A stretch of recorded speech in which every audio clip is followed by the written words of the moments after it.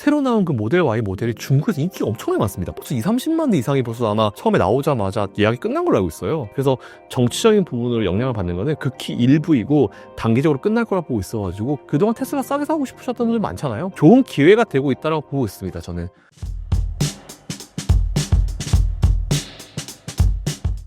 최근 테슬라 주가 상황에 대해 어떻게 보시나요? 테슬라요? 테슬라는 지금 어쨌든지 작년에 트럼프한테 성공했죠. 일론 머스크의 배팅 성공했죠.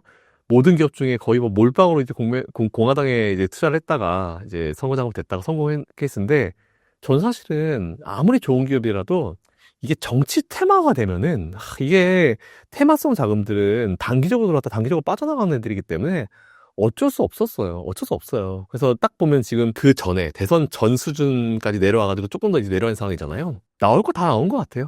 다 나올 거 나왔다라고 생각되고 있고, 그리고 지금 도지라는 이제 효율위원회 그쪽에서 이제 위원장을 맡아가지고 여러 가지 일을 하고 있는 상황이잖아요. 근데 뭐 이제 조만간 백악관을 떠난다, 뭐 떠나지 않는다, 뭐 이런 얘기가 나오면서 되게 여러 가지 말들이 많은 것 같은데, 길어봤자 제가 봤을 땐 그렇게 오래 있을 것 같지는 않아요. 뭐 본인의 어떤 임무를 다 하고 오래를 넘기진 않을 것 같기 때문에 뭐 컴백한다, 기업에 내가 이제 집중한다, 그 얘기 하나만으로도 주가가 되게 많이 올라갔거든요. 그래서 오히려 저는 테슬라는 지금 뭐 여러 가지 이슈가 있긴 있습니다. 너무 정치적으로 이제 활동을 하니까 뭐 오히려 지금 되게 미국이 세게 나가잖아요, 전 세계적으로. 그러다 보니까 유럽이든지 이런 관세의 영향을 받는 그런 국가들이 보면은 그 국가들은 지금 트럼프와 일론 머스크를 그냥 똑같이 봐요. 동일인으로 봅니다. 근데 한번 생각을 한번 해볼게요. 우리가 자동차를 구매하거나 뭐 어떤 제품을 구매할 때 그 회사 CEO가 정말 사람 별로야, 진짜 나랑 안 맞아 해가지고 그 제품을 안 사나요?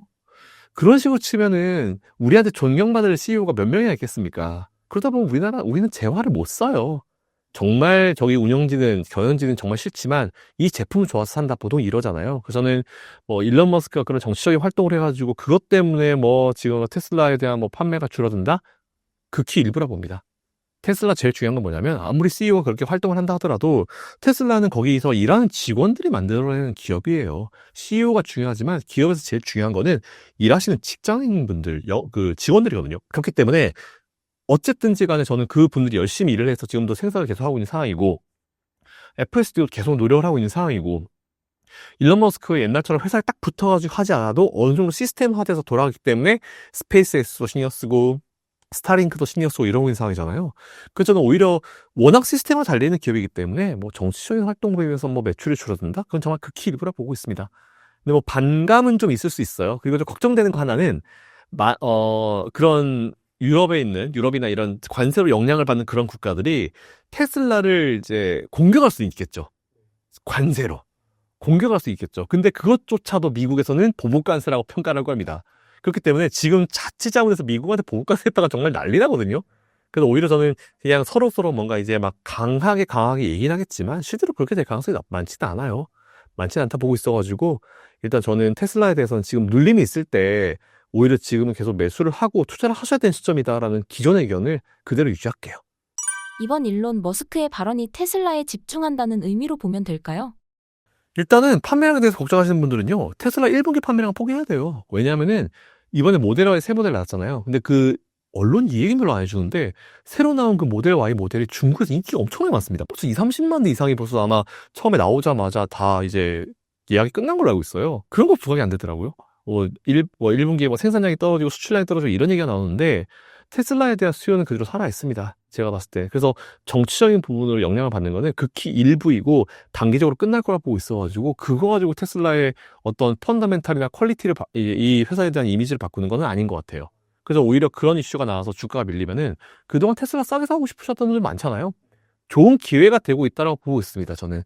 그렇기 때문에 테슬라는 지금 무조건 매수 쪽이 맞다라고 좀 보고 있어가지고, 그거는 잘 참고하셔가지고 투자해보시면 좋을 것 같아요. 테슬라 모델 Y 인기가 어느 정도 수준인가요? 일단 테슬라한테 제일 중요한 그 국가 중에 하나가 중국이잖아요. 뭐 중국에서 뭐 이미 뭐 한 2-30만 대 이상 정도의 어떤 그 예약 건수를 가지고 있고, 모양이 너무 이쁜 거예요. 저도 모델 Y를 봤는데 모양이 너무 이쁘더라고요. 기존 거보다 확실히 좀 많이 개선이 된 부분이 있어가지고, 결국 자동차는 기본 퀄리티 더하기 디자인이잖아요. 예, 그래서 옛날에 디자인하면 생각나는 게 현대차가 참 디자인이 안 이뻤을 때 현대차는 진짜 디자이너만 좀 바꿨으면 좋겠다 했는데 해외에서 되게 유명한 그때 페라리였나 람보르기니 디자이너를 모시고 오면서 완전 디자인이 바뀌었잖아요. 그것도 사실은 저는 자동차에 영향을 좀 많이 준다 봐요. 그리고 오히려 저는 그렇게 막 해외에서 그런 어떤 이슈들보다는 다 자동차 디자인 바꾼 게 결국은 그 회사, 그 자동차 매출에 굉장히 큰 영향을 미치거든요, 그게. 예, 그래서 오히려 그게 더 크다라고 생각하고 있습니다. 테슬라의 자율주행 기술이 더 이상 압도적 1위가 아니라는 이야기가 있는데요. 테슬라 주가에 어떤 영향을 미칠까요? 확실히 최근에 보면은 중국 기업들이 많이 따라왔죠. 그러면서 이제 중국도 자율주행 기술을 만들어내면서 테슬라는 사실 FS들 돈 받고 이제 서비스를 제공하고 있잖아요. 근데 중국 기업들은 오히려 그냥 공짜로 풀겠다 이런 얘기를 해버리니까 테슬라도 그럼 우리도 몇 주 동안 공짜로 풀게 이렇게 나와버린 거예요. 근데 사실 자율주행이라는 거는 방식 자체가 이제 카메라로 쏘는 방식이냐 아니면 위에서 이제 뭐 내려서 이제 보는 방식이냐 여러 가지 방식이 있는데 저는 사실은 테슬라는 그동안 전 세계적으로 많은 자동차가 돌아다녔고, 그리고 카메라 인식 방식이기 때문에 모든 것들을 이미 다 데이터베이스화 시켰어요. 그래서 이제 그 데이터베이스화 돼 있는 걸 갖다가 다른 기업들이 따라오기에는 물리적으로 시간이 굉장히 많이 들 거라 보고 있어가지고, 물론 기술력으로 이제 어느 정도 커버가 되긴 되겠지만, 일단은 저는 그것도 이제 중국이 좀 들어가 있는 부분이죠. 예, 중국도 자율주행을 만들어가지고 이제 무료로 풀어버리니까. 근데 그 중국의 자율주행 기술 자체도 아직까지는 뭔가 미완의 느낌이 좀 분명히 있다라고 판단이 됩니다. 그래서 일단 그것도 경쟁을 하려고 서로 노력을 되게 많이 할 텐데 저는 결국은 이제 이 FSD 쪽에서도 승자는 결국 이제 현재까지도 그렇고 앞으로도 그렇고 테슬라가 이제 그 지위를 유지할 거다라고 좀 보고 있어가지고 네, 그리고 지금 아시겠지만 이제 테슬라는 스페이스X와 스타링크를 가지고 있는 기업이잖아요. 그 회사 내에 있는 그러니까 회사 내 쪽에 있는 건 아니지만 일론 머스크가 운영하고 있는 다른 기업들과 테슬라 자동차의 얼라이언스도 충분히 만들어지고도 넘치는 수준이기 때문에 앞으로 나올 새로운 기술들 아직까지 나오지 않은 기술들도 우리가 분명히 기대감을 가지고 볼 필요는 있어가지고 전 다르다 봐요. 올해 휴머노이드 로봇 옵티머스의 성장성에 대해 어떻게 평가하시나요? 일단 옵티머스는 제가 알기로는 옵티머스를 연구하는 분들조차도 자기들이 생각하는 것보다 굉장히 빠르고 굉장히 뭔가 이해했을 때 굉장히 좀 기분이 되게 좋나 보더라고요. 뭔가 되게 보람된다라는 그런 얘기를 들은 적이 있는데 확실히 뭔가 이제 앞서가고 있고 옵티머스도 우리가 생각하지 못한 시점에 뭔가 결과물이 더 빨리 나올 수도 있겠다. 예, 그런 생각이 들고 테슬라 홈페이지 가보시면은 그 옵티머스 팀들이 가끔 이제 로봇을 영상 찍어서 올려놓은 게 있어요. 그걸 보시면은 확실히 발전 속도 굉장히 빠릅니다. 예, 그렇기 때문에 이 옵티머스조차도 이 테슬라의 어떤 미래에 좋은 어떤 이제 점수를 부여할 수 있는 되게 좋은 어떤 이슈 중에 하나라고 판단되고 있어가지고 관심을 가지셔도 될 것 같아요. 예, 계속 관심을 좀 가져도 될 것 같다 싶고 그리고 앞에서 피디 말씀하신 대로 로봇에 전선 껴서 다닐 수 없잖아요. 그냥 와이어리스로 가야죠. 그러면 안에 배터리도 들어가야 될 것이고 충전 방식으로 가야 될 수밖에 없는 그런 상황인 것 같아요. 자체적으로 에너지 개발이 안 되기 때문에 진짜 무슨 우리 영화에 나오는 아이언맨은 뭐 아크 원자로 뭐 이런 게 아닌 이상 자체적으로 에너지를 만들어낼 수 없기 때문에 그것도 어쨌든 우리의 미래긴 하죠. 로봇 자체로 이제 에너지를 만들어내는 것도 우리의 미래긴 한데 그렇다 하더라도 지금 당장에 우리가 볼 수 있는 미래는 아니니까 배터리가 중요합니다. 그렇게 되면 이제 배터리도 작아져야겠죠? 작아지고 고효율 배터리가 나와야 되는데 이건 사실 또 우리나라가 잘하거든요. 예, 그래서 우리나라 배터리 기업들은 어쨌든지 간에 좀 좋은 어떤 영향을 미칠 수밖에 없을 것 같아요, 저는. 그리고 그 로봇에 각형이 들어갈 수는 없잖아요. 원형이 들어가겠죠. 그래서 지금 뭐 46파이 배터리 뭐 이런 것들도 지금 이미 LG에서로부터 이제 테슬라가 받고 있긴 하지만 각형 배터리가 들어가기에는 각형이 되게 작아져야 되죠. 로봇 자체가 사람이랑 비슷하니까 보통 각형 배터리가 이만한데 그걸 다 크게 다 들어갈 수가 없잖아요. 그래서 그 들어가는 배터리 그 모양이나 그런 것들을 보더라도 어떻게 앞으로 발전될지 지켜보는 것도 되게 재밌을 것 같습니다. 최근 국내 증시 상황은 어떻게 평가하시나요? 방금 끝났죠. 방금 이제 결론이 나왔는데 만장일치로 윤석열 대통령의 탄핵이 결정이 됐습니다. 판결이 결정됐고요. 일단 근데 이게 어떤 방식으로 가든지 간에 사실은 그 방식이랑 중요했던 것 같지는 않아요. 이게 어떻게 될지 모르는 주식시장은 사실은 제일 어렵게 생각하는 게 이 불확실성이거든요. 불확실성이라는 걸 제일 두려워하는데 작년 연말부터 우리나라는 이제 불확실성에 휘말릴 수밖에 없었습니다. 정치적으로. 어쨌든 우리나라의 모든 거를 결정해주는 그 헤드쿼터가 이제 정말 없었기 때문에 이제 좀 되게 안타까운 부분이 있었죠. 뭐 특히나 지금 최근에 이제 미국과의 관세에 따라서도 분명히 협상을 해줄 만한 이제 우두머리가 있어야, 헤드가 있어야 되는데 그게 없었던 부분이 우리나라 참 되게 불확실성을 많이 줬어요. 근데 일단 탄핵 결정이 됐고 방향성이 나왔기 때문에 오늘자로 이제 우리나라의 이 정치적 불확실성은 사라졌다라고 좀 보시는 게 맞는 것 같습니다. 그럼 이제 우리나라는 또 대선을 준비해야겠죠. 자, 어쨌든 이제 우리나라가 최근에 보면은 되게 많은 이 불확실성들을 제거했습니다. 첫 번째, 공매도 제거했죠? 공매도가 31일 날 재개가 되면서 그거에 대한 우려감이 일단 사라졌어요. 뭐, 물론 앞으로 공매도가 앞으로 영향을 주겠지만 그런 부분들은 어떻게 정리가 됐으니까 그건 우리가 참고해보면 될 것 같고, 두 번째, 그동안 도대체 관세를 얼마나 먹일까? 우리나라 관세율이 얼마나 될까? 했던 부분도 어저께 새벽에 관세를 나왔죠. 25%라는 관세를 나왔고, 그것도 이제 불확실성은 어쨌든 악재가 노출된 부분, 그리고 마지막 세 번째로 작년 연말부터 우리나라 시장에 영향을 줬던 이 정치적 불확실성도 오늘 제거가 됐습니다. 자, 이로 인해서 당장 우리나라에 영향을 미칠 만한 어떤 외부적인, 그리고 이제 국내 어떤 손쓸 수 없는 그런 이슈들은 다 정리가 된 게 맞아요. 그러면 이제 제가 봤을 때는 올해 상반기는 우리나라 증시가 이대로 뭐 돌발 악재 이슈가 발생하지 않는 이상 오늘 기준으로 봤을 때는 우리나라 증시가 올 상반기는 반등해서 올라가는 게 맞습니다. 네, 그래서 일단 긍정적으로 좀 평가를 하고 있습니다. 국내 증시의 반등 폭은 어느 정도 수준일까요? 현재 지금 우리나라 지수가 2,470포인트 정도 되고 있는 것 같아요. 마운탄의 결정 나왔고 2,470포인트 정도 되는 것 같은데 일단 올 상반기에 저는 2,700포인트 이상은 가능하지 않을까. 적어도 10%는 이상은 올려 붙여야 정상일 것 같아서 일단 올 상반기 기준으로 최소 2,700포인트, 최소입니다. 최소 2,700포인트 이상은 되지 않을까라고 생각하고 있습니다. 코스피 기준으로. 만약 대한민국의 새 대통령이 생기게 된다면 관세 부분은 긍정적으로 생각해도 될까요? 일단은 중요한 포인트가 뭐냐면 우리나라는 25%라는 관세가 들어왔고 뭐 25%, 26%한테 25% 관세가 들어왔고 이 관세가 우리나라와 미국과의 상대적 관세 중에 가장 높은 수치일 거예요. 우리나라는 미국한테 사실 보복은 안 할 거거든요. 그냥 뭐 최후 방콕하기도 하고 사실 미국도 우리나라 필요하고 우리나라도 미국이 필요하기 때문에 서로 상생할 수 있는 그런 관계에 있어요. 그렇기 때문에 저는 오히려 이제 새로 뽑힌 대통령 선거를 새로 해야겠죠? 그래서 그분이 시작하자마자 진짜 일이 많을 겁니다. 제일 중요한 거는 미국과의 관계를 개선을 해야 되기 때문에 바로 이제 아마 경제 협력단을 꾸릴 거예요. 그래서 이제 삼성부터 시작해서 이제 우리나라 삼성, 현대, 뭐 SK 뭐 이런 그룹들 대표님, CEO들을 쭉 모시고 하나 만들어가지고 미국으로 건너가야죠. 가서 이제 미국과 협상을 해가지고 우리가 줄 수 있는 걸 주고, 특히 우리나라가 조선 같은 경우는 미국이 우리나라 조선 되게 필요하잖아요. 그러니까 한화를 비롯해서 이제 미국에 좀 우리가 줄 수 있는 걸 주고, 그리고 그로 인해서 우리가 좀 받아올 수 있는 걸 받아오고, 이런 식으로 협상이 좀 빠르게 진행될 수 있을 것 같아가지고, 일단은 중요한 거는 불확실성은 사라졌으니까 지금부터는 이제 중요한 포인트는 이제 뭔가 빨리 대선을 진행하고 그리고 이런 협상 테이블을 빨리 만들어가지고 하는 부분이 지금은 제일 중요한 것 같아요. 우리나라 대선이 국내 증시에 끼칠 영향은 무엇인가요? 아마도 변동성 요인은 될 수도 있어요. 이제 2분기 내에 변동성 요인은 될 수 있는 부분이 또 분명히 지금은 사실 보면은 민주당 쪽에서는 명확한 대선 후보가 있죠. 그리고 이제 국민의힘 측에서는 아직까지 좀 되게 많은 분들이 거론이 되고 있어서 한 명이 아니잖아요. 그렇기 때문에 누가 후보로 되냐에 따라 가지고 또 분명히 우리나라가 정치적으로 단기적으로 움직일 수 있습니다. 근데 사실 그 이 집단이, 여야 집단이 같이 생각하고 있는 거 분명히 있어요. 지금 우리나라 국민들 경제 너무 어렵습니다.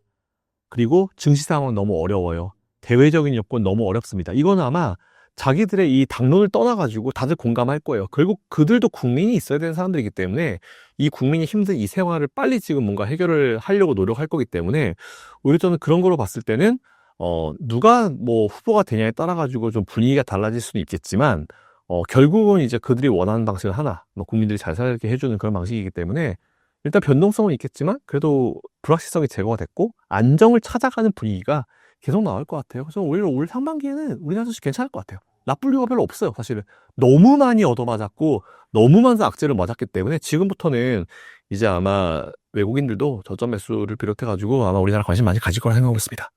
이번 상법 개정으로 긍정적인 시나리오를 기대할 수 있을까요? 저는 사실은 상법 개정에 대해서는 의견이 좀 단호해요. 해야죠. 뭐 상법 개정을 하게 되면 기업들이 뭐 더 기업을 운영하기 어려운 상황이 된다? 결국은 그거예요. 뭐 소송 몇 개 당하는 거겠죠? 소송하다 보면 이제 자기들이 뭐 의사결정이 어려워질 것이고 이런 얘기인데 그러면 상장을 하지 말아야죠. 전 그렇게 생각해요. 주식회사잖아요. 주식회사. 주식회사의 1등이 누구죠? 제일 중요한 사람이? 주주예요. 주주입니다. 주주는 누구예요? 우리 국민들이잖아요. 그러면 이제 우리나라는 근데 저는 주주들한테도 문제가 있다고 보는 게 주식만 사고요. 아마 한 번 더 이 방송 보시는 분 중에 주총 가신 분도 없을 거예요. 주총 가가지고 나 혼자 가가지고 이런 얘기하면 뭐해? 이런 생각이 있거든요? 아니에요. 그런 의견들이 모여가지고 진짜 기업들 한 방 먹일 수 있거든요? 마음에 안 들게 운영하면은 내가 이 회사의 주인인데 변호사 써가지고 모여가지고 회사 소송해야죠. 못하게 해야죠. 그게 무슨 발목을 잡는 거예요? 그 주주들도 결국은 바라는 게 뭡니까? 그 회사 발목 잡는 거예요? 아니에요. 그 회사가 더 성장하고 더 잘 반영되고 주주들의 의견 더 많이 반영하고 올바른 방향으로 가길 바라는 거거든요. 그러니까 그 회사를 운영하는 몇 명의 의견보다는 진짜 다수의 정말 똑똑한 이런 지혜들이 모여가지고 기업이 더 잘 운영될 수도 있습니다. 예, 그렇기 때문에 저는 오히려 소송 당하는 거는 그 CEO들의 몫이 아니고 그냥 법무법인들의 몫이에요. 그리고 미국도 보시면은 지금 일론 머스크가 아직도 그 보너스를 못 받고 있잖아요. 일론 머스크가 뭐 그 사람이 못했습니까? 오히려 뭐예요? 근데 주주들이 주라고 하잖아요. 일론 머스크가 단계별로 목표를 세워가지고 그거에 대해서 이제 인센티브를 받아가겠다 하는 건데 그거를 갖다 목표 그 기간보다 훨씬 더 빨리 달성을 했어요. 주주들 입장에서는 당연히 줘야죠. 금액이 크든 말든 뭔 상관입니까? 줘야 될 돈이 많아졌다? 그만큼 주가가 올라갔다는 얘기잖아요. 미국은 그래요. 우리나라 주주들도 똑같은 생각 가지고 있을걸? 주가만 올리라고. 그럼 당신들 인센티브를 얼마 가져갔는지 상관없어요, 솔직히. 우리도 많이 벌게 해주면 당신도 많이 가져가라고. 이건 너무 당연한데, 자기들만 많이 가져가려고 하고, 우리 주주들은 못 챙기게 하니까 이게 문제인 거예요. 그런 마인드 자체를 바꿔야 됩니다. 회사의 주인은요, 주주예요. 싫으면 왜 상장해요? 상장하지 말아야지. 저는 상법 개정을 통해서 회사가 발목이 잡히나? 그건 너무 우리 국민들과 너무 우리 주주들을 무시하는 거예요. 네. 이거는 정치적인 이슈가 아니에요. 여야의 이슈가 아닙니다. 좌우의 이슈가 아니에요. 주주를 어떻게 보는지에 대한 부분이기 때문에 이거는 단호하게 바꿀 건 바꿔야 됩니다. 분명히 명확하게 바꿀 건 바꿔야 돼요. 저는 그렇게 생각해요. 예전부터 오래 투자한 분들은 이미 높죠. 그러니까 주주 한 분이, 근데 사실 저는 그것도 되게 좋은 문화라 봤는데, 한 명이 반대를 해가지고 이렇게 일이 벌어진 거잖아요. 그분이 주식이 많지는 않아요. 이런 문화가 나쁜 문화일까요? 저는 되게 좋은 문화라 보는데, 그런 소액 주주들의 의견이 반영돼가지고 전체의 의견을 그렇게 할 수 있는 문화. 근데 저는 그 법원의 문제가 좀 있다고 봐요. 법원이 별로 안 좋아해요. 델라웨어였죠. 안 좋아하잖아요. 그래서 일론 머스크 열받아가지고 본사 옮겨버렸잖아요. 그런 것도 좀 있는 것 같아요. 결국은 그것도 정치적인 문제인데 이게 짜증나는 거죠. 이 경제에 정치가 개입하면 안 돼요. 저는 그렇게 생각합니다. 정경 유착하지 말라고 그러잖아요. 네, 그런 게 진행되고 있는 부분인데 저는 그런 것도 충분히 반영이 돼야 된다 생각합니다. 왜 우리는 삼성전자 주총 가가지고 큰 소리 치고 막 거기 있는 CEO, 거기 있는 사람들, 임원들 마음에 안 들면 주총에서 이제 올려가지고 긴급 안건으로 올려가지고 왜 그 사람 못 떨고요. 참 저는 그것도 문제가 많다 생각해요. 그런 것 때문에 워렌 버핏 같은 분들이 우리나라 투자에 관심이 없는 거죠. 너무 복잡한 지분 구조. 이것도 사실은 좀 중장기적으로 우리가 좀 바꿔나가야 될 이런 선진국화 되는 이런 경제 시스템을 만들어가기 위해서는 언젠가 바뀔 미래라고 봐요, 저는. 언젠가 바꿔가야 될 미래라고 봐요. 근데 지금은 저는 우리나라 경제 선진국 아니에요. 후진국이에요. 그런 마인드를 봤을 때, 기업의 마인드를 봤을 때 후진국입니다. 저는 여전히 그렇게 생각하고 있어요. 미국 주식이 현재 흔들리고 있는데 어떻게 보시나요? 아마 작년부터 제 방송 쭉 보신 분들은 제가 작년 연말 분명히 말씀을 드렸어요. 올해 빠르면 1분기 중후반, 느려도 2분기 초중반에 한번 크게 온다. 분명히 조정하면 올 거다라고 말씀드렸고, 작년에도 제가 작년 상반기 때 분위기 좋을 때 올해 3분기 조심하시라고 말씀드렸을 때 작년 3분기 조정 크게 왔잖아요. 그러니까 저는 시장을 되게 긍정적으로 바라보고 여러분들한테 매수를 하십시오, 도망가지 마세요라고 얘기하는 사람이지만 중간에 조정이 예상되면 항상 말씀을 드렸었던 사람이에요. 작년 3분기 그리고 올해도 지금 딱 제 예상하는 그 기간 내에서 지금 이것들이 진행되고 있고, 오늘 미증시 보면은 일단은 어제 관세 발표되고 나서 나온 액션인데 보시면 그냥 미증시가 초반에 급락해서 그냥 그 상태로 끝났어요. 밀면서 끝나지 않았거든요. 딱 그 정도로 끝났어요. 그리고 지금도 시간 외에서는 애프터마켓에서는 M7들 다 반등했습니다. 그리고 되게 재밌는 거는 어제 같은 경우 우리나라 증시를 봤을 때 미국에서 그렇게 정말 관세를 큰 악재라고 했으면 우리나라 어제 달러 원 환율 위로 튀었을 거예요. 근데 어제 우리나라 원화 강세로 마감했거든요. 원달러는 떨어졌습니다. 그 얘기는 이거 그렇게 크게 신경 안 쓴다는 얘기예요. 네. 이미 알려져 있었던 내용, 그 안에서 진행됐다는 그런 내용이어서 오히려 저는 그래서 오늘 탄핵 이슈가 이 시장이 원하는 대로 뭐 방향이 어디로 가든지 저희는 그걸 논하는 방법이 아니기 때문에 그런 상관없이 불확실성만 제거가 되게 되면은 올 상반기는 어쨌든 반등이다라고 생각했는데 딱 그렇게 된 것 같아요. 그리고 이 조정은 충분히 예상을 할 수 있었던 저는 충분히 예상을 할 수 있었던 조정이고 작년부터 말씀드렸던 조정이기 때문에 미국 주식은 지금 매수 기회라 생각합니다. 예, 지금 매수하시면 올해 작년에 제가 그런 말씀드렸어요. 작년 1월 달에 좀 시장 좀 괜찮다가 좀 조정했을 때 지금 사면 연말에 괜찮을 거예요라고 했을 때 괜찮았잖아요. 지금 똑같습니다. 올해 아마 1, 2월 달에도 제가 방송 출연해서 말씀드렸을 텐데 지금 미국 주식 매수하시잖아요. 올 연말에 괜찮으실 겁니다. 지금 무조건 고라고 판단해요. 그래서 저는 현재 주목할 만한 주식은 무엇인가요? M7이죠. 네, 무조건 M7이에요. 올해도 M7 위주고 그리고 최근에 이제 엔비디아 많이 밀렸잖아요. 테슬라 많이 밀렸잖아요. 이런 기업들 관심 가지십시오. 저는 사실 M7 중에 뭐 한 두세 개만 골라주십시오라고 하면은 저는 그냥 테슬라랑 엔비디아 이렇게 뽑을 것 같아요. 엔비디아에 대한 우려에 대해서 어떻게 보시나요? 새벽에 되게 재밌는 기사 나왔는데 피디님. 그리고 이제 블랙엘에 대한 수요잖아요. 구글이 블랙엘을 확보를 못하니까 이제 블랙엘을 가지고 있는 기업한테 부탁을 했더라고요. 거기를 그 서버를 임대하는 걸 지금 고민하고 있다고. 그 얘기가 무슨 얘기냐면은 블랙엘이 그만큼 자기들이 원하는 대로 확보가 됐으면 그런 거 안 하죠. 임대 안 하죠. 근데 확보가 안 됐기 때문에 임대를 하겠다는 거잖아요. 그 얘기는 블랙엘에 대한 수요는 엄청나구나. 엄청나고 여전히 살아있구나. 이런 걸 바로 우리가 단편적으로 볼 수 있었던 굉장히 좋은 예시가 됐다라고 생각을 합니다. 예, 그렇기 때문에 저는 오히려 엔비디아는 지금 눌렸을 때 여러분들이 기다리셨던 그 기회가 아닌가라고 생각하고 있어요. 올해 개인 투자자들의 상반기 투자 전략은 어떻게 세워야 하나요? 좀 보수적인 것과 좀 공격적인 걸 좀 섞어서 말씀드리면은 일단 저는 이번 주에 그냥 현금 있으시잖아요. 그러면 이번 주에 적어도 30에서 한 50%는 담으셔도 된다 봐요. 30에서 50% 정도 엔비디아 담고 싶으신 분들은 예를 들어서 난 투자 자금이 있는데 그중에서 일부러 엔비디아를 담고 싶어 타이밍 못 잡게 사신 분들은 엔비디아 투자하고 싶었었던 그 금액 있죠. 거기에 30에서 50%는 그냥 일단 오늘 밤이나 그냥 내일 사십시오. 하시고 저는 이번 달 내에 엔비디아 추가 매수는 조금 마무리하셨으면 좋겠다라는 생각을 가지고 있어요. 네, 그렇습니다. 길게 갈 거 없을 것 같아요. 설사 4월 달에 매수하고 5월 달에 내려간다 하더라도 결국 12월 달에 저기 올라가 있을 것 같아요. 지금 미국 주식을 그 정도로 투자한다면 연말에 어느 정도의 기대 수익이 생길까요? 일단 지수 기준으로 현재보다 한 10에서 15% 이상. 네, 3대 지수 모두 다. 네, 그렇게 생각하고 있습니다.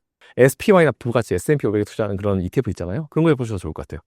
그래서 뭐 아이들 뭐 적금 대신 사실 저는 그냥 SPY나 그러니까 SPY랑 VO가 티커거든요. 그래서 이제 그게 뭐 뱅가드에서 하느냐 어디서 하느냐 이 운용사가 다를 뿐이지 똑같은데 최근에는 보니까 VO가 이 수수료를 낮췄다고 하더라고요. 그래서 이제 SPY를 제치고 부로 돈이 많이 들어왔다 이런 얘기 나오는데 그것도 참고하셔가지고 해보시면 좋을 것 같아요. 신사임당 시청자분들을 위한 한마디 부탁드릴게요.